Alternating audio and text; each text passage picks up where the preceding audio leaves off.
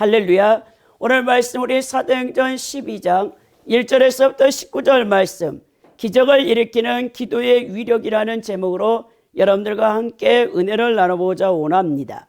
우리가 이제 사도행전 12장은 복음의 예루살렘이라는 매우 제한된 지역의 틀을 깨고 팔레스틴 전역과 그 근경으로까지 확장 사실을 보도하고 있는 이제 사도행전 8장에서부터 12장의 종교 부분에 해당합니다.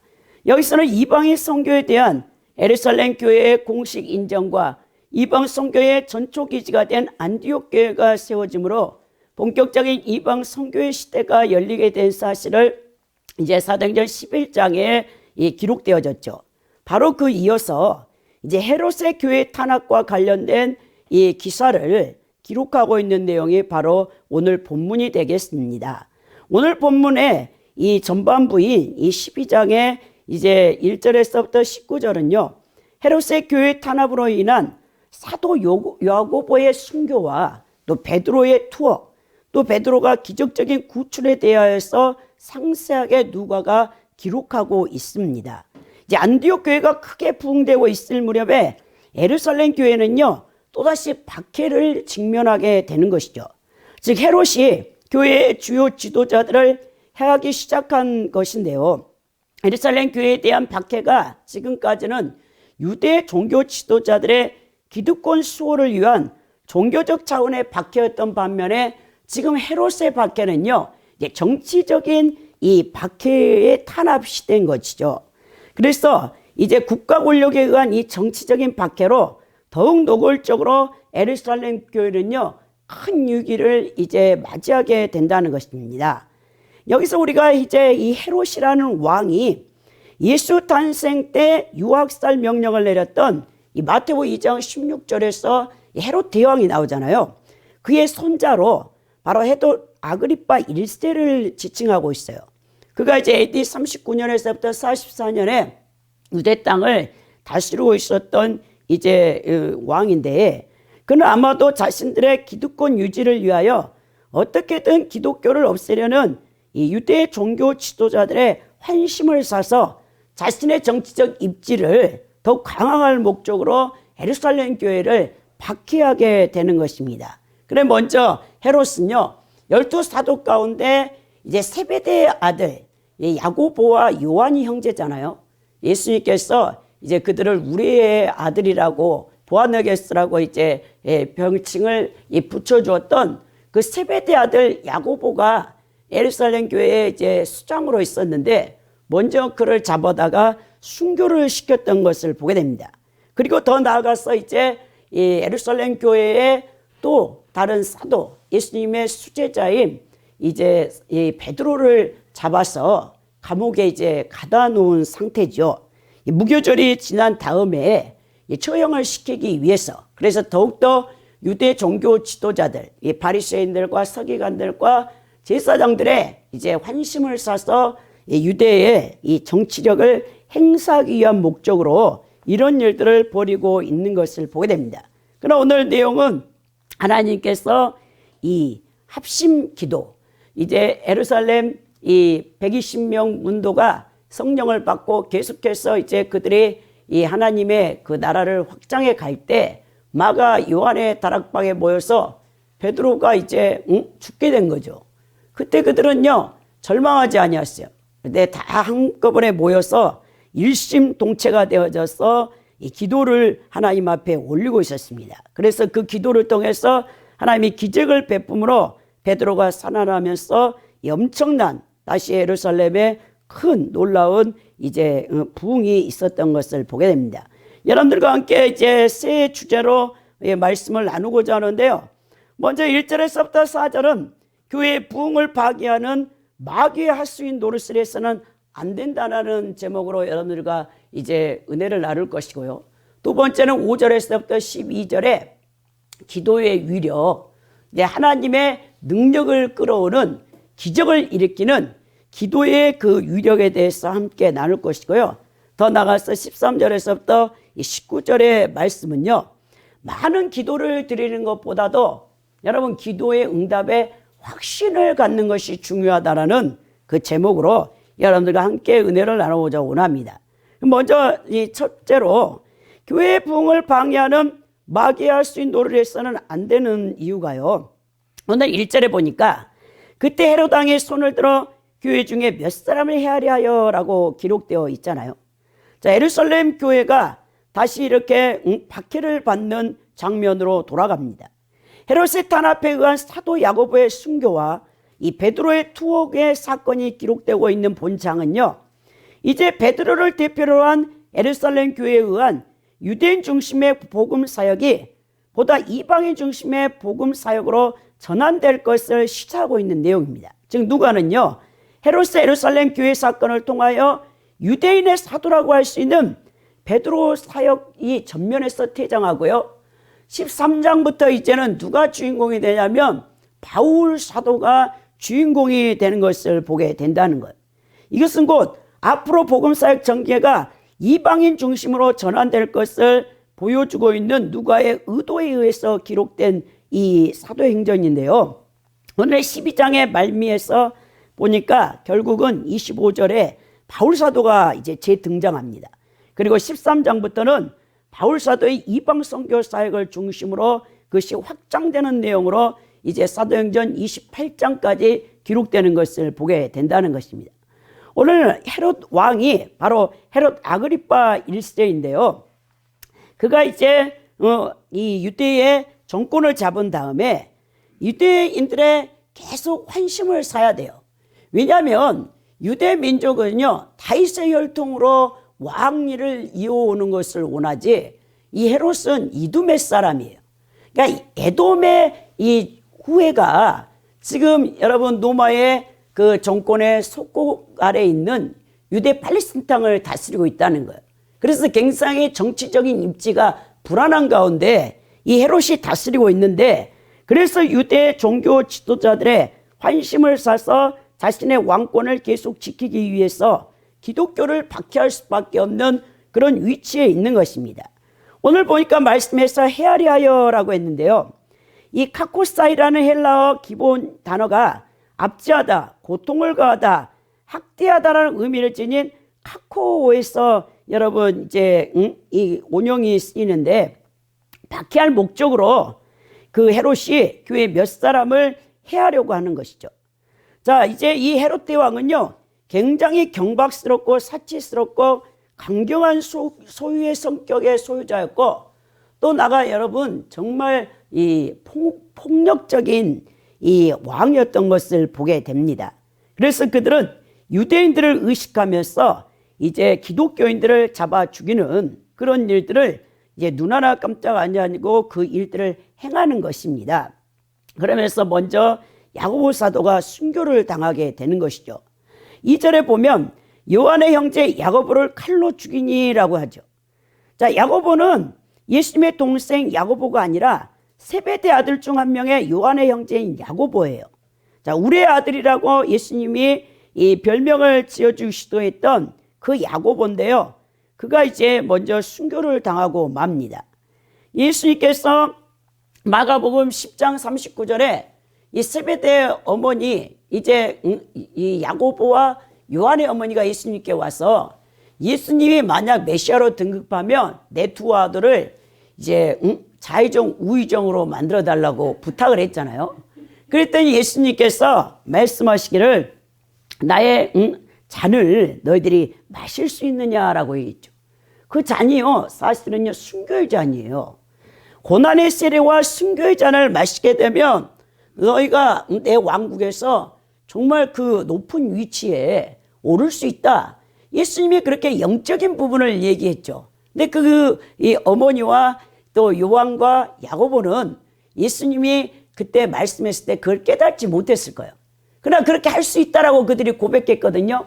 그와 함께 그들은 순교의 잔을 마실 수밖에 없었던 것을 보게 됩니다. 사도들 중에서도요, 처음으로 순교한 야고보를 통해 예수님의 이 말씀이 성취되고 증명되어졌다는 거예요.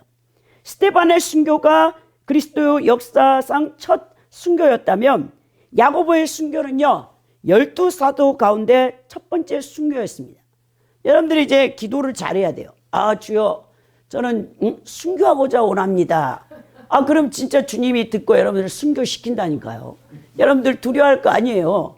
사실 여러분 4세기에 교부 이제 콘스탄노플 감독이었던 여러분 요한 크리스토소무스가 있거든요. 황금의 입이라고 별칭을 받았던 그 요한 크리스토무스가 가장 이 하나님 앞에 높은 상급을 받는 이제 비결이 무엇이냐? 첫 번째는 순교라 했어요. 여러분, 순교. 두 번째는 선행이라고 했어요. 선행. 그러니까 여러분들이 순교 아니면 선행을 통해서 하나님 나라에 여러분들이 자익적 우정이 되고 싶다면 그 기도를 하십시오. 그럼 우리 하나님께서 여러분들이 천국에서 정말 높은 위치에 통치자의 계급으로 갈 수도 있어요, 여러분. 그러니까 여러분들이 지금까지 주님을 위해서 하신 게 없다면 제가 아는 여자 목사님께서 저 계속 하나님 앞에 불순종하다가 나이가 연세가 벌써 70이 되시니까 이제 걱정이 되신가 봐요. 그래서 그 여자 목사님은 늘 주님 앞에 하는 기도가 뭐냐? 자기가 순교자가 되게 해달라는 거예요. 왜? 하나님 앞에 젊은 날에 일찍 택함을 받으셨는데 불순종을 너무 많이 해가지고 주님 그리스도의 심판대 앞에 섰을 때 정말 주님을 볼 면목이 없다고 생각하셨는지 그 여자 목사님이 그 기도를 이제 하시는 것을 보았거든요. 여러분들도 하나님이 이게 순교자도 다 순교의 숫자가 정해져 있습니다. 여러분들의 이 감동이 오시면 하나님 나를 순교자로 제물로 삼아 달라고 기도해도 여러분 이 환난 때에 정말 그것도 좋은 기도인지는 모르겠습니다. 자, 여기서 칼로 죽였다라고 하는데요. 과거 세례 요한의 경우와 마찬가지로 참수한 것이죠. 그래서 세베대 아들 야고보가 죽었어요. 근데 이제 12사도가 필요했었잖아요. 가룟 유다가 죽은 다음에는 사도행전 1장 보면 사도들이 제비뽑기를 해서 마띠아라는 사도를 세웠잖아요. 근데 이번에는 12사도 가운데 야고보가 이렇게 첫 순교를 당했는데도 사도를 더 이상은 뽑지 않는 것을 보게 됩니다. 왜 그러면 이 예루살렘 교회는 야고보 사도를 대신하여 새로운 사도를 선출하지 않았을까요? 이런 생각 여러분 해보지 않았어요? 우선 우리는요, 이 사도직이요, 항존직이 아니라 한시적이었다는 사실을 기억해야 돼요. 그러니까 이제 예수님의 공생애 3년 6개월 동안 더 나아가 부활을 목격한 자들이 여러분 사도잖아요, 사실. 부활을 목격하지 않고 예수님의 공생의 사역을 여러분 함께하지 않는 사람은 사도라고 말할 수 없는데 이 보내심을 받았다는 이 사도. 근데 아마도 야고보가 순교할 쯤에는요, 이미 교회가 뿌리를 내리고 성장하고 있었던 터이라 굳이 새로운 사도의 선출이 불필요했다는 것을 보게 됩니다. 가룟 유다는 비록 사도였으나 사도의 사명을 다하지 못하고 사도답지 못하게 자기의 예수님, 스승이신 예수님을 여러분 돈으로 팔아 넘겼잖아요. 사도권을 박탈당했어요. 그러나 야고보는요, 사도의 사명을 다하고 사도답게 순교했으므로 새로운 사도의 선출이 불필요했던 것을 보게 됩니다. 자, 사도 이제 베드로의 야고보의 사도의 죽음은요, 모든 성도들에 의하여 사도다운 죽음으로 인정을 받았다는 것을 보게 됩니다. 그 굉장히 중요한 거예요, 여러분. 우리가 성도들에게 있어서 성도가 되는 영광도 귀하지만 성도다운 상과 성도다운 죽음이 주는 영예가 더욱 귀하다는 것. 이제 저는 지난주에 목요일에 아침에 딱 이렇게 카톡으로 부고가 하나 딱 와요. 부고장을 딱 열어보니까 한양대학교 병원 장례식장이라고 되어 있더라고요. 보니까 우리 백기자 목사님의 감신대학원의 후배인 이제 목사님의 이 사모님의 아버님이 소천하셨다는 이 부고의 내용이었어요. 그래서 제가 이제 이 스케줄이 있어서 우리 백기자 목사님도 스케줄이 있어서 가지 못하고 그냥 이렇게 경조사비만 보냈는데, 그리고 이제 그 부고장 그 한양대학병원에서 이제 보내왔잖아요. 전자 메일로. 그래서 봤더니 그 밑에 그 사모님의 아버님 장로님이셨거든요. 우리나라 이제 그 강남의 역삼동에 제일 큰 장로교회의 수석 장로로 심우하시다가 78살에 소천하셨죠. 근데 그 장로님이 얼마나 그 교회에서 모범을 보이셨는가. 원래 그 사모님이 3대째 믿음의 이 자녀예요. 이태리에서 이제 피아노로 유학 석사를 받으시고, 또 여동생 집사님도 작곡으로 또 이렇게 학위를 받은 그 귀한 믿음의 이제 자손들인데, 그래서 그 교회에서 그 큰 교회의 메인 이제 예배의 반주자로 수십 년을 그 사모님이 봉사하신 분이거든요. 그러니까 할머님 때부터 믿어서 아버님, 그리고 그 자녀들, 그러니까 3대째 이제 기독교 가문의 집안이잖아요. 근데 그 부고장을 보니까 장로님에 대해서 많은 사람들이 천국에서 이제 안식을 누리실 것입니다. 그러면서 그 장로님에 대한 칭송이 그 문자로 다 있는 걸 제가 봤어요.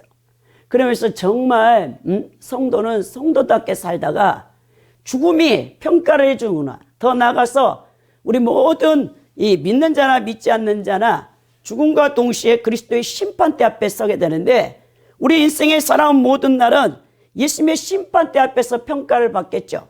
우리의 인생의 성적표는 바로 예수님의 심판대 앞인데, 이런 여러분 부고를 통해서 또 그 성도다운 삶을 살고 가신 그 장로님에 대한 칭송을 통해서도 그분이 어떻게 살았는가가 다 여러분 알 수 있다는 것이죠. 오늘 여러분 사도가 사도답게 죽었던 것, 또 나아가서 오늘날 21세기 현대 기독교인들이 정말 성도가 성도답게 죽어서 영예를 얻는 것, 정말 여러분 영광스럽다는 사실을 알아야 된다는 것입니다. 오늘 3절에 보면 유대인들이 이 일들을 기뻐하는 것을 보고 베드로도 잡으려 할세 때는 무교절 기간이라 그럽니다. 자, 이 유대인들이 사도 야고보가 죽은 것에 기뻐하니까 헤롯이 자기의 정치적인 입지를 더 강화시키기 위해서 예루살렘 이 교회의 가장 수장인 베드로를 이제 잡아서 옥에다 가뒀단 말입니다. 근데 때는 무교절이에요. 자, 바로 이제 베드로를 죽이지 않는 이유가 바로 여기에 있겠죠. 유대인의 가장 큰 절기인 무교절기가 되면 평상시보다 매우 많은 유대인들이 예루살렘 성전으로 모인다는 사실을 헤롯 왕은 알고 있었습니다. 그리고 그는 그 기간 동안 예루살렘에 모인 유대인들에게 자신의 통치력과 자신이 얼마나 그리스도인들을 싫어하는지를 보여줌으로써 유대주의자들에게 인기를 얻고자 했다는 거예요. 이렇게 무교절이라는 시점이 헤롯에게는 자신의 힘을 과시하려는 굉장히 중요한 이제 입지를 굳히는데 사용되어졌던 것을 보게 됩니다. 또 무교절에 이제 체포되었지만 사형을 시키지 못하는 이유가요, 유대 절기, 이 세 절기가 있잖아요. 이 무교절, 유월절이라고 하는 또 무교절과 또 여러분 오순절과 장막절에는요, 디아스포라 모든 유대인 남자들, 만 20세 된 남자들은요 다 예루살렘 성전에 와서 하나님 앞에 자기의 형편에 맞게끔 예물을 가지고 와서 제사를 드리거든요. 그때 여러분 사형을 시켰다가는요, 헤롯이 여러분 이제 큰일 납니다. 왜냐하면 이 율법을 어기기 때문에 그러죠. 그래서 무교절 기간에 지금 옥에다가 지하 깊은 감옥에다가 베드로를 가둬 놓고 무교절 기간이 끝난과 동시에 만인이 보는 유대인들 앞에서 사형을 시키고자 원했다는 거죠. 그래서 4절에 보면 잡음의 옥에 가두어 군인 넷씩인 네페에게 맡겨 지키고 유월절 후에 백성 앞에 끌어내고자 하더라 그랬어요. 여러분 이 4인조라는 것은요, 로마 군인들이 4명이 구성된 경호인이에요. 자, 로마에서 포로들과 죄수들을 관리하던 보초병들이 통상적으로 4명이었는데 2명의 군사가 죄수의 양쪽에서 쇠사슬로 각각 손을 묶어 지키고, 또 다른 군사들은요 밖에서 보초를 했었어야 했어요. 자, 로마의 경비 군사들이 이렇게 4명이 한 조가 되어서 밤 12시간을 4등분하여 3시간씩 각각 4조로 경계를 서면서 교대 근무를 했습니다. 그러니까 굉장히 이 엄한 이 경비대를 붙여서 지금 베드로가 탈출하지 못하도록 헤롯이 여러분 이 삼엄한 경비를 서게 했던 것을 보게 됩니다. 자, 그래서 이제는 그 일들이 일어나고 있을 때에 헤롯 왕이 이처럼 자신의 왕좌를 보존하기 위해서 유대인들의 눈치를 보며 예루살렘 교회의 부흥과 확장을 막기 위해서 이 마귀의 하수인 노릇을 하며 악인이 되어지는 것을 보게 되는데요. 우리 성도들이 이렇게 되어져서는 안 된다는 거예요. 반드시 여러분 교회의 부흥이 오려면요, 마귀의 역사도요 함께 강하게 옵니다. 그래서 영적 전쟁이 치열해요. 여러분들이 우리 교회가 다시 부흥하는 교회로 올해 2023년 이제 우리가 표를 이렇게 내세우고 함께 이제 이 일에 힘쓰고자 원하는데요. 여러분들이 더 많이 기도를 하셔야 될 이유가요, 바로 교회의 부흥이 오기 위해서는 여러분들이 개인적으로 악한 영이 여러 방면으로 여러분들을 공격하기 때문에 저도 여러분들을 위해서 중보 기도를 많이 해야 될 뿐만 아니라 여러분도 깨어서 기도하지 아니하면 오히려 여러분들이 부흥의 주인공이 아니라 마귀의 할 수 있는 노릇을 하면서 교회의 부흥을 막는 악인의 역할을 할 수 있다는 사실을 기억하시고 여러분들이 더욱더 이제 영적으로 깨어있기를 여러분들에게 부탁을 드립니다. 두 번째 보면요, 이 성도들의 이 기도에는요 하나님의 능력과 기적이 나타나는데요, 이 5절에서부터 12절의 말씀이 기록됩니다. 이에 베드로는 옥에 갇혔고 교회는 그를 위하여 간절히 하나님께 기도했다라고 되어 있죠. 베드로가 감옥에 갇혀 있는 동안 이제 예루살렘 교회에 갈 수 있는 일은요, 쉬지 아니하고 하나님 앞에 기도를 드리고 있다는 거예요. 교회는 이미 두 번씩이나 베드로 사도를 포함한 다른 사도들이 감옥에 갇혔던 경험이 있었습니다. 사도행전 4장 3절에서 5장 18절에 한 번은 베드로 사도와 요한 사도가 백성들에게 예수께서 죽은 자 가운데 부활하신 분이라는 복음을 전했다가 투옥되었죠. 또 한 번은 사도들이 대제사장과 사두개인의 시기로 인하여 투옥된 사실이 있었습니다. 그러나 이 두 번의 위기는 하나님 도우심으로 무사히 넘길 수 있었는데요, 이제 베드로가 투옥된 것은 야고보 사도의 순교 직후에 있었던 일이며 교회를 말살시키려는 헤롯의 음모가 분명히 드러난 시점이었죠. 그러므로 교회는요 지금 위기 가운데 처해 있는 것이죠. 하지만 하나님께서 이 성도들에게 합심 기도할 수 있는 이제 감동을 주셨죠. 그러니까 하나님께서는요 어떤 일을 행하시기 전에 우리 성도들에게 감동을 시켜요. 그래서 기도를 하게 하셔요. 그러니까 하나님께서는 성도의 기도와 합력하여서 일을 행하신다는 것이죠. 그래 베드로가 이제 갇혔을 때 그들은요 하나님을 향해서 베드로를 이제 죽이려고 하는 헤롯 배후에 있는 악한 마귀를 대적해서 합심으로 간절하게 기도해서 영적 전쟁에 들어가는 것을 보게 됩니다. 우리가 여기서 깨닫는 교훈은 뭐냐? 고난 속에 성도가 취할 수 있는 최선의 태도는요 기도하는 것이잖아요. 기도. 오늘 베드로가 무교절에 처형당할 위기의 시기에서 예루살렘 교회 성도들은요 마가 요한의 집에 모여가지고 진심으로 베드로 구원을 위해서 하나님께서 개입해 주시기를 간절히 기도했다는 거예요. 이미 여러분 야고보 사도가 죽었고 순교를 당했고 헤롯은 피도 눈물도 없는 폭군으로서 오직 자신의 정치적 야명을 위해서 유대 교인들의 비위와 눈치만을 보고 기독교인을 무참히 죽이는 일을 서슴지 않고 있는 거예요. 지금 교회는 베드로를 구하기 위해서 인간적인 방법이나 수단을 강구하지 않았습니다. 오직 전능하신 하나님의 손이 개입하여 구원하기를 기도했다는 것입니다. 인간적으로 따져보면요 얼마나 무기력하고요 얼마나 어리석은가. 아니 기도만 한다고 해서 그게 되겠는가. 여러분들 이런 생각할지도 모르겠어요. 그런데요 교회는요 끝까지 기도하는 것을 고집했습니다. 기도 외의 일은요 생각하지 않았다는 거예요. 이 예루살렘 교회의 성도들은요 고난 속에서 성도가 취할 수 있는 가장 큰 무기가 기도밖에 없다는 것을 잘 알고 있었어요. 그래서 16세기의 종교개혁가 마틴 뉴턴은요 기도는 교회의 가장 완벽한 벽이고 요새라고 했어요. 그것은 기독교의 뛰어난 무기라고 했습니다. 그런데 여러분 고난이 온다고 좌절합니까? 왜 세상 권력자들을 의지하고 사람을 의지하려고 합니까? 기도하면서 인내하며 하나님께서 하실 일들을 여러분 바라보십시오. 기도는 성도의 특권입니다. 세상에서 가장 강력한 무기가 바로 성도의 기도라는 것이에요. 특히 하나의 기도 제목에 집중하여서 합심으로 드리는 기도는요 정말 위력적이에요. 그래서 마태복음 여러분 18장 18절에서 19절에 예수님이 이런 말씀하셨잖아요. 진실로 다시 너에게 이르노니 너희 중 두 사람이 땅에서 합심하여 무엇이든지 구하면 하늘에 계신 내 아버지께서 그들을 위하여 이루게 하시리라 라고 말씀했다는 것입니다. 여러분 6절에 보니까 헤롯이 잡아내려고 하는 그 전날 밤에 베드로가 두 군인 틈에서 두 쇠사슬에 매여 누워 자는데 파수꾼들이 문 밖에서 옥을 지키더라 라고 얘기하죠. 야, 내일 여러분 목이 잘려서 죽어야 될 베드로가요 세상에 편안하게 잠을 자는 거예요. 그 밤에 이제 사형을 앞두고도. 여러분 이 베드로의 믿음 대단한 거예요. 사실 바로 이제 날이 새면 처형당할 하루 전날 밤인데 하나님께서 정말 그 마지막까지 여러분 가만히 놔두신다. 이렇게 보면 정말 하나님이 대단하신 분 같아. 아니 이 3일 전에 구해주시면 얼마나 좋아요.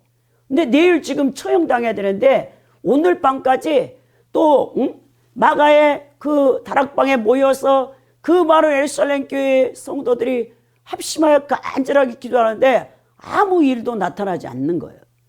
그럴 때 여러분 가장 어두울 때 여명이 밝아온다는 것처럼 여러분 물도요 100도가 돼야 끓어요. 99도까지는 안 끓습니다. 기도가 그런 거예요. 여러분 여러분들이 이런 기도에 그 하나님께서 역사하는 기적을 맛보신 분이라면요 이런 것을 여러분 염두에 두고 기도를 끝까지 여러분 끈질기게 응답 받을 때까지 포기해서는 안 된다는 사실을 알아야 돼요. 저는요 지금까지 기도에 응답 받는데요 치열한 영적 전쟁을 통해서 정말 여러분 그때 응답을 받았어요. 그래서 이 베드로의 지금 구출 작전도 하나님께서 마지막까지 이들을 테스트하는 것을 보게 된다는 것입니다. 근데 여러분 베드로는요 자기의 처음 안담한 상황에도 전혀 불안과 공포를 느끼지 않고 편안히 이미 잠을 자는 거예요. 왜냐하면 제가 봤을 때는 베드로가 이제 어떻게 자기가 죽을 것을 예수님이 다 이미 말씀하셨잖아요.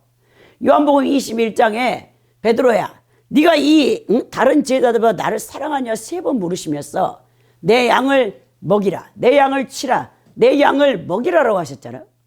그러면서 이제 뭐라냐면 베드로가 그때 다시 한번 사명을 받으면서 요한을 딱 바라봐요.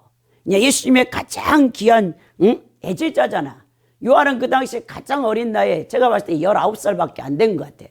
아직 솜털이 보송보송해서 남자답게 수염도 나지 않는 그 애제자를 항상 예수님이 밥을 먹을 때나 이 제자들을 가르칠 때나 품에 안고 있었거든요. 그러니까 베드로가 딱 생각할 때 예수님 그러면 요한은 어떻게 될까요? 물어보니까 네가 왜 요한을 상관하느냐 그러잖아요. 너는 너의 맡겨진 사명을 다하면 되는 것이고 내가 요한을 죽이든 살리든 그것은 내 주권 안에 달려있다라고 얘기하면서 지금까지 베드로야 너는 네가 하고 싶은 대로 지금까지 살았지만 이제 너는 네 마음대로 살 수 없다. 내가 띠를 띄워서 너를 데리고 가면 데려가는 거고 너를 멈추라면 멈추고 여러분 그게 제자의 삶이에요. 이 제자가 되기 전에는 제멋대로 살아 우리가. 예수님이 어떤 분인지도 몰라. 예수님을 그냥 믿어 구원자로. 근데 여러분 정말 사명을 감당할 사람들은요 극한 훈련을 통해서 이제 하나님이 가라면 가고 멈추라면 멈추고 하나님이 하라는 대로 해야 돼.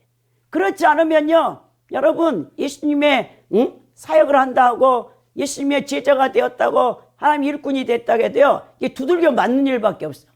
평생을 두들겨 맞아. 축복을 받아보지도 못해. 누리지도 못해. 저 그런 사람 너무 많이 봐요 여러분.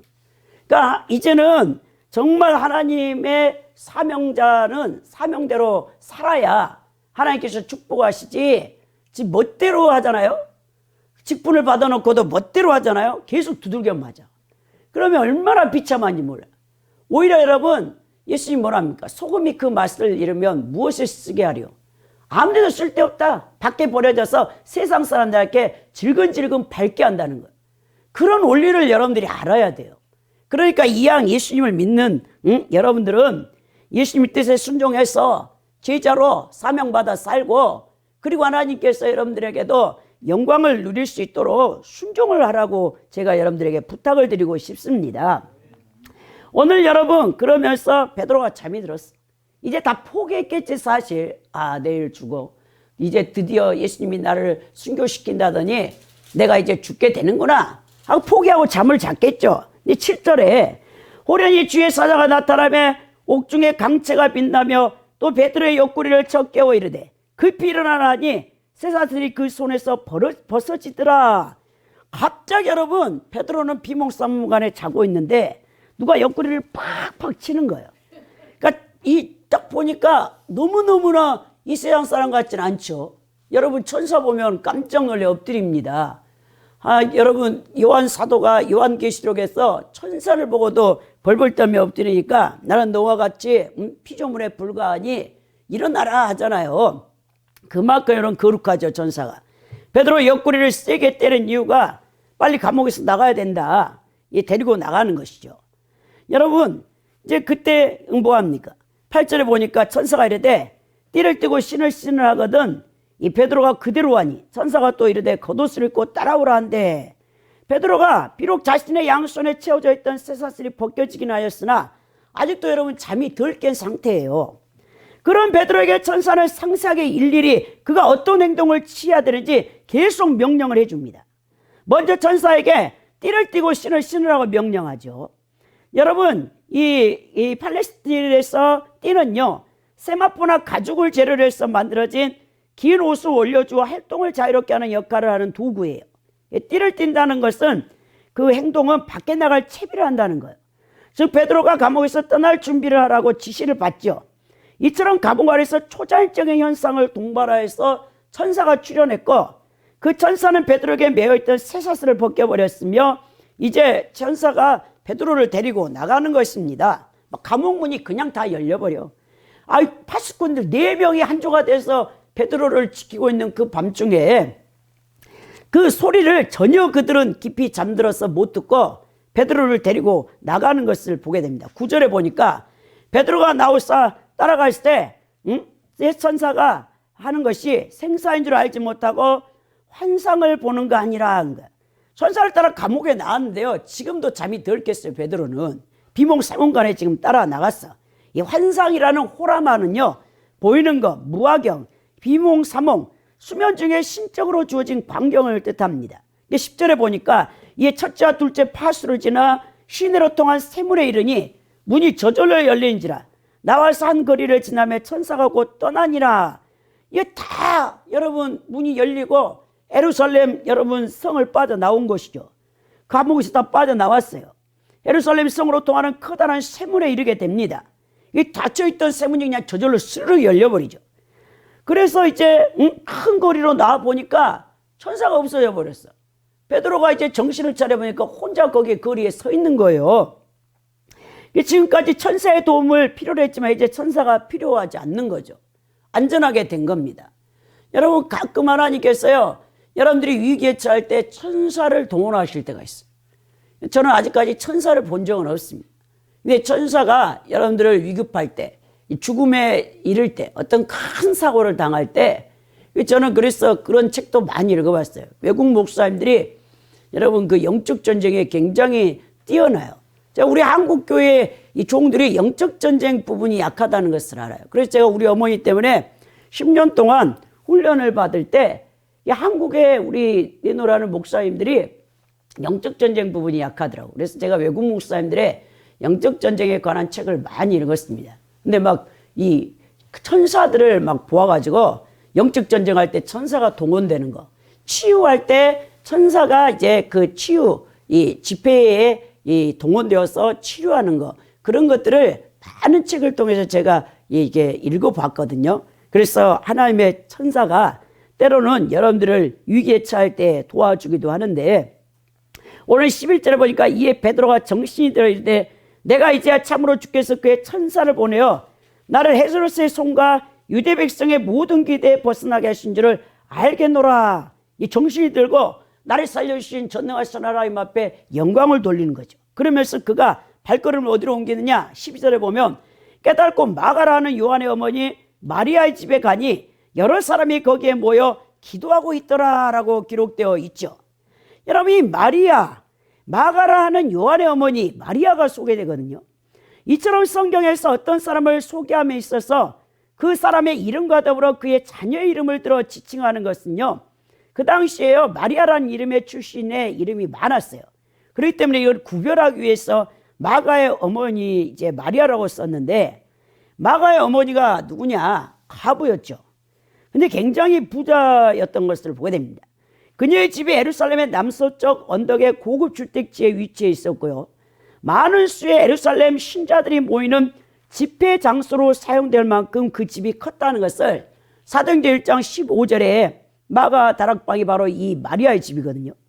이 집은 예수님과 그의 제자들이 유월절 식사를 할 때도 여러분 함께 했던 장소예요. 마가복음 14장 15절에 기록되어 있고요, 또 오순절 성령 강림의 역사가 일어났던 곳도 바로 이 마가의 어머니 마리아의 집이었습니다. 그래서 이후에 그 집은요 예루살렘에 있는 제자들과 성도들의 잦은 집회 장소로 활용되었던 것을 보게 됩니다. 때문에 예루살렘 교회 성도들은요 야고보 사도의 순교 이후에 또다시 베드로가 체포되어졌을 때 이제 그 위기를 극복하기 위해서 바로 마리아의 집에서 모여서 간절히 뜨겁게 이 기도를 하고 있었다는 거예요.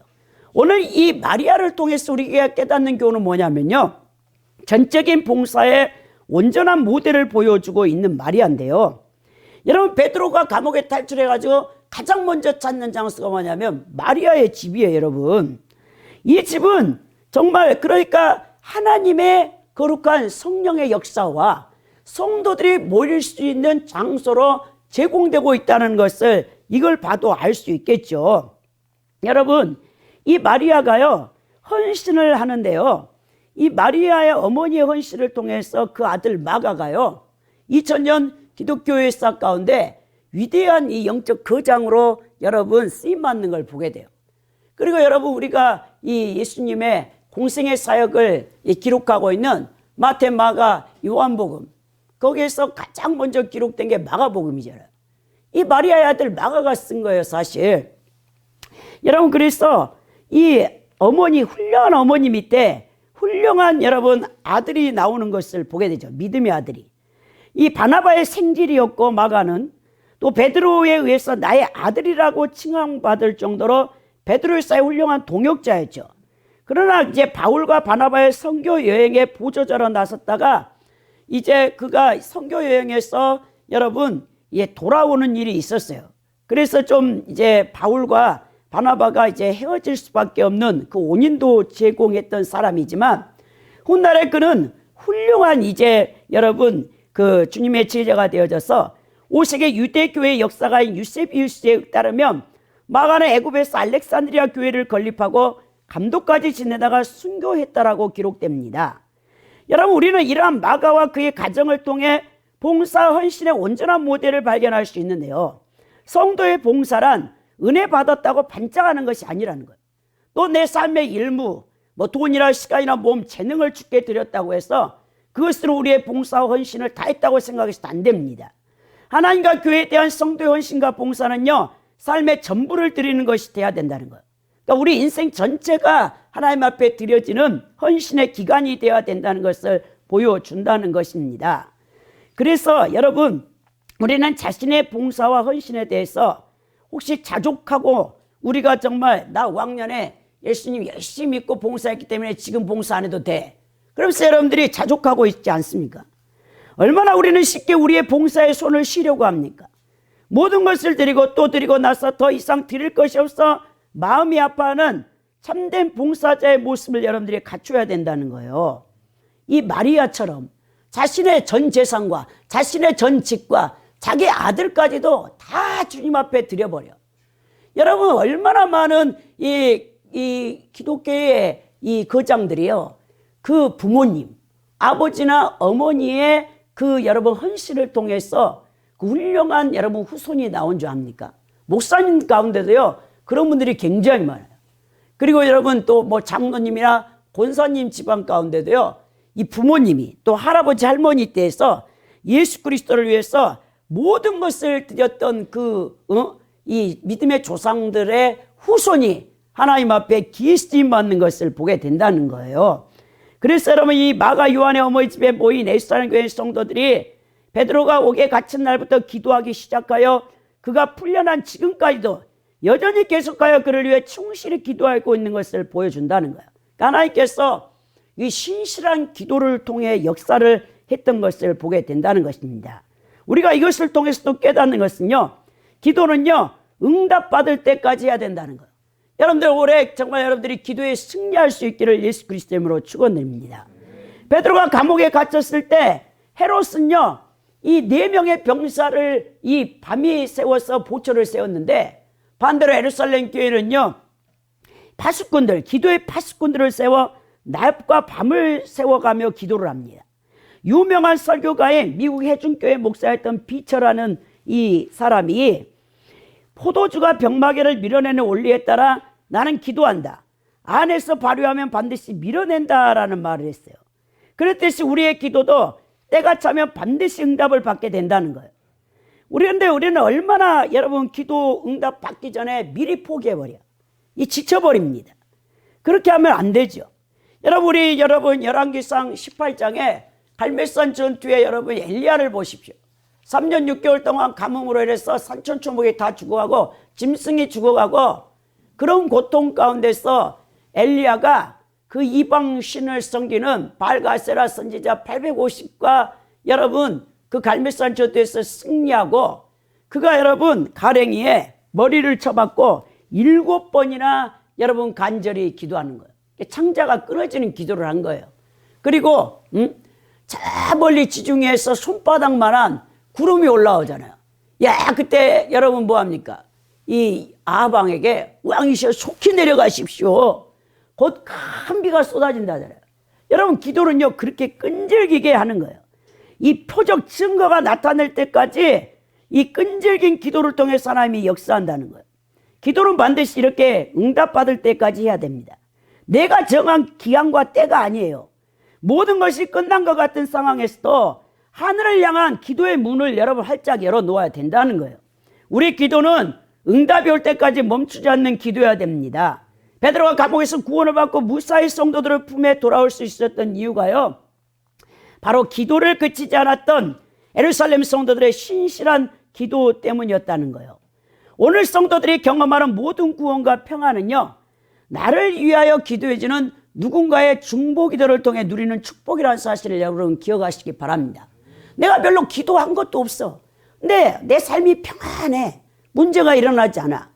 그럼 여러분 반드시 그 배후에는요 누군가 여러분들을 위해서 기도를 하고 있다는 거예요. 사무엘이 통치하였을 때 이스라엘 백성들이 평안할 수 있었던 이유가요, 사무엘이 여러분 사무엘상 12장 23절에 나는 너희를 위하여 기도하기를 쉬는 죄를 여호와 앞에 결단코 범하지 아니하리라. 선하고 의로운 길을 너희에게 가르칠 것인즉 했죠. 이 사무엘의 기도가 있었기 때문에 이스라엘 백성들이 이방 민족의 침입에서 평안을 누리고 있었던 것처럼 오늘 여러분들이 평안을 누리는 그 배후에는요 여러분을 위해서 누군가가 피땀 흘려서 중보하며 기도하는 사람이 있기 때문이라는 것입니다. 여러분 16세기에 유명한 독일의 해아의 아버지 알브레이트 디러라는 사람이 있어요. 이런 종교개혁에 나온 위대한 종교화가인데요, 그는 여러분 위대한 화가가 처음에는 아니었어요. 그는 젊은 시절에 너무 가난했었습니다. 근데 한스라는 그 친구와 함께 미술 학도예요. 근데 둘 다 가난해. 근데 이 한스가 뭘 하냐면 이 알베르트 디러에게 네가 미술 공부를 계속할 수 있도록 내가 기도로 그리고 물질로 너를 후원해 주겠다라 한 거예요. 그래서 여러분 이제 대도시에 나가서 여러분 이 공부를 이제 미술 공부를 그림 공부를 유명한 이 선생님 밑에서 디러가 배울 때 채석장에서 한스라는 친구가 그 시골 촌뜨기인데 열심히 그 채석을 파가지고 그거를 일을 해가지고 돈을 벌어서 디러가 공부할 수 있도록 다 도와준 거예요. 그래서 이제 그 디러가 엄청난 이름을 날리고 자기 고향을 방문하는 일이 있어서 한스 친구가 보고 싶어서 찾아갔어요. 근데 그 집 앞에 가니까 그 친구가 간절히 기도하고 있는 거예요. 뭐라는 줄 아십니까? 저의 손은 주님, 저의 손은 노동으로 인하여 더 이상 그림을 그릴 수 없어. 이렇게 되어졌지만 제 친구 디러가 유명한 화가가 되게 해주심을 너무 감사합니다. 그래서 여러분 디러의 작품 가운데 최고의 작품은요, 기도하는 손이에요. 기도하는 손. 여러분들이 인터넷이나 유튜브에서 디러의 기도하는 손을 여러분 찾아보시기 바랍니다. 그렇습니다. 여러분, 이렇게 우리의 성공과 구원의 뒤에는 반드시 기도하는 손이 있었다는 거예요. 부모님의 기도, 목사님의 기도, 아내나 남편의 기도, 형제나 자매의 기도, 성도들의 기도가 있었습니다. 또한 예수님과 성령님의 중보 기도가 있기 때문에 그렇습니다. 그런데 여러분 교만하시겠습니까? 내가 잘났다고 생각하시겠습니까? 내가 이 모든 것을 다 했다고 하시겠습니까? 여러분들을 위해 쉬지 않고 기도하는 분들에게 감사할 수 있기를 바랍니다. 그 기도를 들으시고 응답하신 하나님의 은혜를 여러분들이 찬양할 수 있기를 바라십니다. 여러분, 더 나아가서 이제는 여러분들도 다른 사람을 위해서 기도해 주는 분들이 되기를 원합니다. 신앙이 어릴 때야 남에게 기도의 이제 대상이 되어졌지만, 이제 어느 정도 신앙이 성숙되어지면 나도 누군가를 위해서 기도를 해줘야 된다. 제가 이제 저번 목요일에 어떤 아시는 집사님이 전화로 상담을 해왔어요. 막 한탄을 터놓더라고. 나는 일대에 예수님을 늦게 믿어서 기도해주는 사람이 없고, 그래서 내 인생은 이렇게 힘들고 어렵기만 합니다. 그래요. 그래서 제가 그랬어요. 집사님, 집사님의 여동생 부부가 목회자고, 또 이모님과 그리고 또 이모님은 전도사였고, 또 이제 이모부님은 장모님 아니셨습니까? 그럼 그분들이 집사님이 예수님 믿기 전에 집사님을 위해서 구원을 놓고, 그리고 지금 집사님이 예수님을 믿고 있는 이 과정 가운데서도 힘들지만 그분들의 눈물 뿌리는 기도가 있었기 때문에 지금 집사님이 이 정도까지도 하나님의 은혜를 누리고 살고 있지 않습니까? 라고 제가 말했더니 별로 받아들이질 않더라고요. 그분들이 별로 기도하는 것 같지도 않다고 하더라고요. 여러분, 이렇게 우리가 때로는 오해를 할 때가 많이 있지만, 여러분 주변에서 여러분을 위해서 계속 그래도 끊이지 않고 보이지 않는 숨은 뒤에 기도하고 있는 분들이 있었기 때문에 여러분들이 지금 여기까지 그리고 누리고 있다는 사실을 기억하시고 감사하기 바랍니다. 세 번째, 열심히 있는 기도보다 응답에 대한 신뢰와 확신이 중요하다는 거예요. 오늘 13절에서 19절에 보니까 이제 베드로가 탈출한 다음에 막 달려왔어요. 마가 이제 다락방으로 왔죠. 그래서 대문을 두드립니다. 그러니까 거기에 어린 계집 여자아이가 있죠. 종이죠. 노대라고 하는 장미라고 이름을 가진 여자아이가 가서 딱 보니까, 야, 베드로를 알고 있는 거죠. 목소리만 듣고도 노대가 누구십니까? 베드로다 하니까 야, 놀래가지고 달려가는 것이죠. 그러면서 그 문지기 여종이 노대가 문드리는 소리를 듣고 이제는 예루살렘 거기 여러분 이 마리아 어머니 집에 응급실을 지나서 소스라치게 달려가서 밖에 베드로가 왔다라고 난리가 난 겁니다. 그러니까 14절에 보니까 베드로의 음성인 줄 알고 기뻐해 문을 미처 열지도 못하고 달려들어가 말하되 베드로가 대문 밖에 서 있다라고 외치는 거죠. 이 마가의 어린 문지기 여종 노대가 얼굴을 보지 않는 채로 막 달려 들어갔어요. 이 소식을 듣고 기도하고 있던 모여있던 사람들이 다 황당해. 아, 이게 무슨 자다가 무슨 뭐야 그러면서 봉창 두드리냐 그러면서 아무도 기대하지 않았어. 기도를 하고 있는데 베드로가 그렇게 살아서 나올 거라고는 기대를 안 하는 거죠. 내가 미쳤다 하는 거예요. 마가 집에 있던 성도들은 감옥에 갇힌 베드로를 위해서 그렇게 간절히 하나님께 기도하는 후에도 응답의 확신을 믿지 못하고 오히려 노대를 미친 자로 여러분 취급하는 거예요. 그렇지만 여러분 노대가 말하는 거예요. 힘써 말하되 참말이다 진짜라고 말을 하죠. 그러니까 뭐라니, 야 그러면 베드로의 천사야. 베드로일 리가 없어. 당시 여러분 유대인들은요 각 사람마다 그 사람을 지키는 수호천사가 있다고 믿었거든요. 유대인들에 의하면 각 사람의 수호천사는 자신이 지키는 사람의 모양과 음성까지도 똑같이 흉내낼 수 있다라고, 그리고 그 사람 곁에서 늘 그를 지켜준다고 생각하고 있었습니다. 그러니까 그들은 야 베드로 왜 천사가 온 거야 이렇게 말하고 하는 거죠. 참 이것은 모순되다는 태도죠. 기도하고도 하나님을 의심하며 믿지 않는 우리의 불신의 태도를 조심하라는 것이죠. 자, 열심히 있는 기도 이상으로 중요한 것은요 반드시 하나님이 응답하신다는 확신이라는 거예요. 오늘 15절 보니까 노대의 전언을 들은 성도들이 문을 두드리는 사람이 베드로라고 믿지를 않는 거예요. 그러니까 여러분 하나님의 전능하신 능력에 대한 확고한 믿음이 없으므로 기도 응답에 대한 확신도 없었다는 거예요. 여러분, 영국의 유명한 소설 문학 비평가인 웰스라는 사람의 작품이 있어요. 대주교의 죽음이라는 단편 소설인데요. 대주교가요, 날마다 여러분 습관처럼 기도해요. 지금도 여러분 로마 가톨릭 있잖아요. 우리 여기 동두천에도 여러분 천주교 로마 가톨릭 있어요. 12시면은 여러분 조배성찬 예배 종소리가 울리고요. 6시면은요 로마 가톨릭은 밤 예배 종소리가 울려요. 유럽에 가도 전부 그래요, 여러분. 지금도. 그래서 이 대주교가 여러분 이렇게 날마다 습관처럼 기도합니다. 오 전능하신 하나님 아버지 이렇게 부르고 그리고 꾸벅꾸벅 졸죠. 그런데 어느 날 갑자기 하나님 음성이 싹 들려면서 그래 무슨 일이냐 하나님이 이제 말씀하시는 거예요. 그 하나님의 음성을 듣는 순간 대주교가 심장마비로 죽어버렸어요. 여러분 그것은요 전혀 기대하지 않았던 하나님의 음성을 들었기 때문이에요. 이게 웃을 일이 아니에요. 이런 기도하면서도 기도 응답에 대한 확신이 없이 형식적인 기도를 하고 있는 기독교인들을 풍자한 이야기라는 것입니다. 우리는 밤을 새워가며 눈물을 뿌려가며 금식하며 열심히 기도합니다. 근데 하나님께서 자신의 기도에 응답하신다는 거, 그게 확신이 없다는 것이죠. 또한 기도가 응답된 것도 그것이 기도의 응답인지도 모른다는 거예요.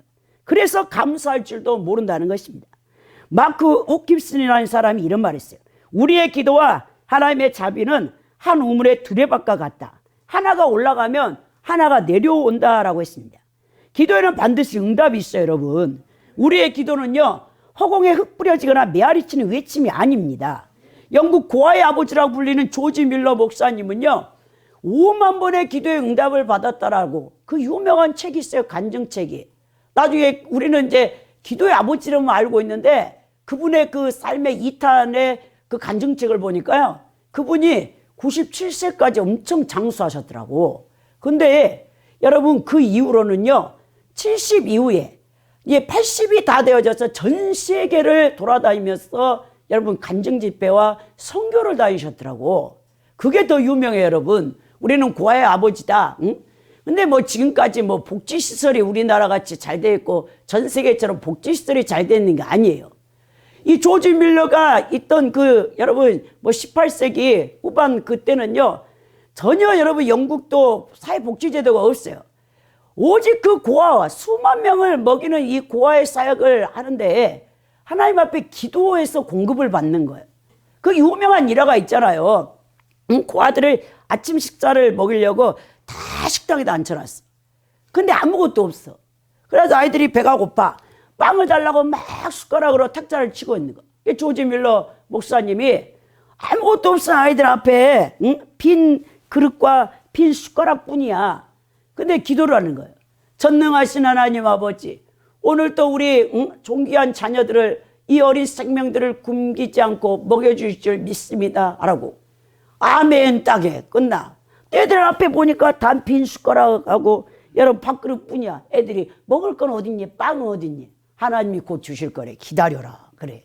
그랬더니 아니라 다를까 여러분 큰 그 귀족들의 파티가 있었어요. 그날 아침 일찍부터 빵 공장에서 빵을 실어 날리고 우유를 이제 배달하다가 여러분 그게 이제 그 귀족들 잔치가 취소되어지는 바람에 갑작스러운 일이 있어가지고 아유 이 빵 이 많은 우유를 누구를 줘야 되나. 근데 그 조지 밀러 목사님의 사역을 알고 있는 그 사람 내 소개를 받고 그 고아원으로 그 많은 빵과 그 여러분 많은 우유가 배달되어져요. 그러니까 아이들이 다 기도하고 눈을 멀떡멀떡 떠가지고 언제 이게 우리 먹을 것이 오냐는데 기도 조지 밀러 목사님이 끝난과 동시에 고아원 문이 쫙 열리면서 그 마차가 와가지고 그 아이들의 빵을 다 줄 수 있고 우유를 줄 수 있었다는 거예요. 왜 우리는 그 하나님의 전능하신 능력을 못 믿습니까? 오병이의 기적, 물고기 2마리와 보리떡 5개로 장족 5,000명을 먹이고 부녀자 아이들까지 먹였을 때 2만 명은 됐을 거예요. 그 베세다 광야에서. 그리고도 12강조리가 남았던 그 역사를 그 능력을 우리가 확신하지 못하기 때문에 우리가 힘이 없는 거예요. 기도할 때 왜 힘이 빠집니까? 16절에 보니까 베드로가 문 두드기를 그치지 아니하되 그들이 문을 열어 베드로를 보고 놀라니라. 대문 여러분, 진짜 베드로가 거기 서 있는 것이죠. 막상 그들의 기도가 하나님께 응답되었다고 생각하니 놀라움을 감출 수 없다는 거예요. 성도는요, 걷던 위급한 상황 가운데서도 위급 상황 가운데서 역사하시는 하나님을 믿을 줄 아는 자들이 돼야 된다는 것입니다. 여러분, 그 절체절명의 순간에 하나님이 구출하는 거예요. 아브라함 보세요, 여러분. 이 번제의 모리아산에 이 이삭을, 독자 이삭을 100세 낳은 아들을 갖다가 번제로 잡아 죽이라고 드리라고 하는 거. 근데 여러분, 하나님께서 다 그걸 지켜보고 계셔. 근데 여러분, 하나님의 믿음의 테스트에 여러분 통과하는 게 쉽지가 않아요. 저도요, 신학교 다닐 때 계속 떨어져 4년 내내 하나님 앞에 물질 훈련 받는데, 만나 훈련 받는데 그걸 통과를 못하는 거예요. 계속 어게인이야.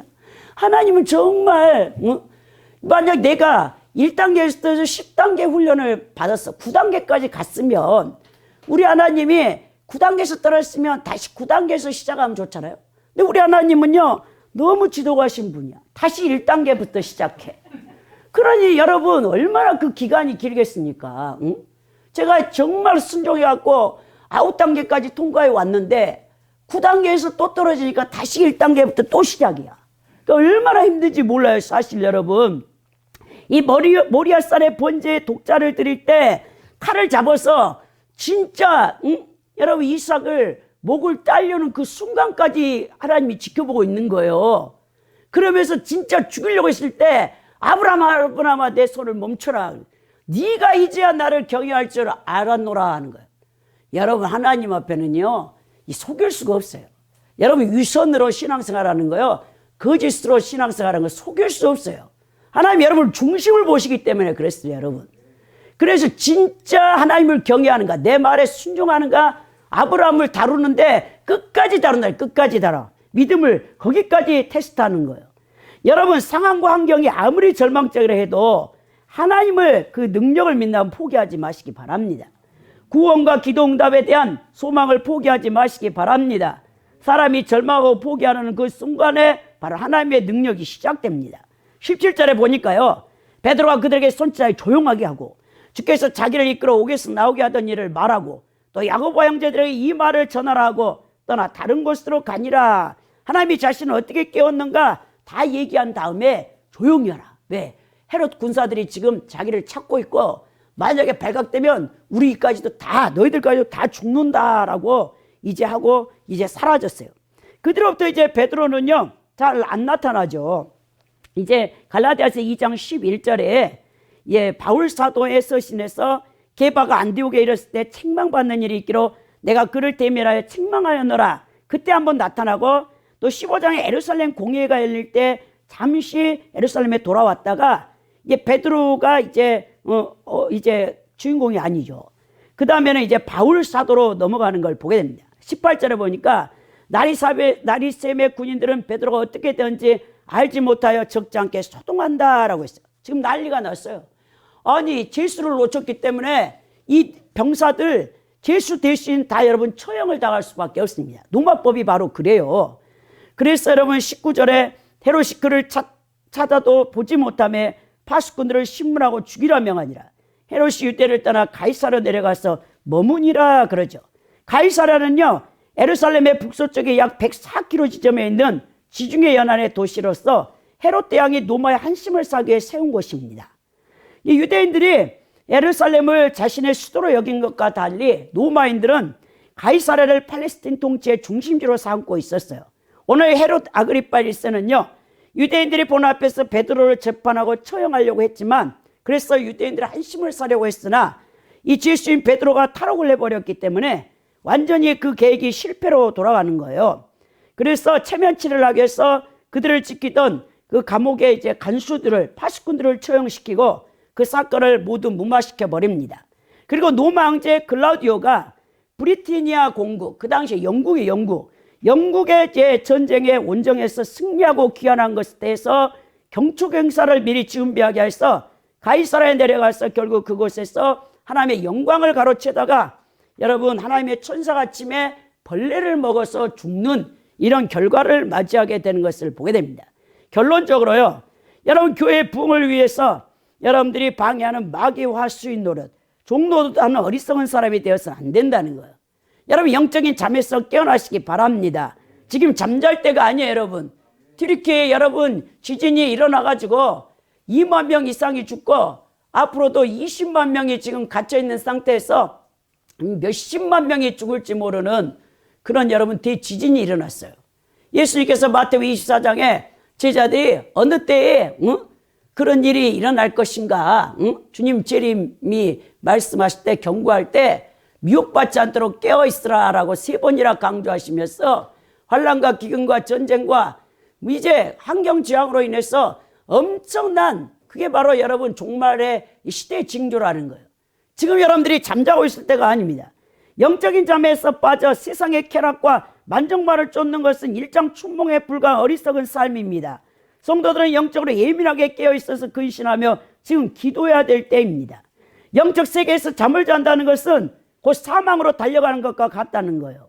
지금 21세기 현대사회에 살고 있는 세상 사람들은 악랄한 사상으로 기독교 사상을 대적하고 모독하며 성도들을 불신의 영들로 가득하게 만들어 예수 그리스도를 따라 신앙을 포기하게 만들려고 아주 발악을 하고 있습니다. 이런 위기에 처한 기독교인들이 영적인 잠에서 깨어나 기도를 해야 될 때입니다. 성도들이 사망의 깊은 잠에 빠져 기도에 깨어있지 못하면 결국 우리 기독교는 점점 쇠퇴해지며 교회는 힘을 잃어버려 구원의 방주의 역할을 감당하지 못한다는 거예요. 지금 교회는 노아의 방주가 되어 구속사를 완성해 나가는 사명을 다 감당해야 될 때입니다. 성도들의 합심 기도에는요 하나님 능력과 기적이 나타납니다. 그러나 열심 있는 기도보다는 응답에 대한 신뢰와 확신이 더 중요하다는 사실을 깨달으시기 바랍니다. 여러분 세상의 모든 문이 닫혀있다 할지라도 하늘을 향한 하나님을 향한 기도의 문을 활짝 여시고 전능하신 성삼위일체 하나님의 능력을 신실하게 믿고 오직 하나님을 향해 전심으로 기도하는 분들이 되기를 원합니다. 그래야 올해는 더욱더 여러분들이 풍성한 이 기도의 제목에 응답을 받는 살아계신 하나님을 체험하여 영적으로 더 성숙되어지는 복된 분들이 되시길 바랍니다. 우리 하나님께서 여러분들이 이 기도가 얼마나 중요하고 큰 사역인지를 인지해 줬으면 좋겠어요. 여러분 정말 기도처럼 위대한 하나님의 그 능력을 끌어올 수 있는 방법이 없다는 사실을 기억하시고 우리 열방성교회 성도들이 기도에 전념하시는 올 한 해가 되기를 예수 그리스도 이름으로 축원드립니다.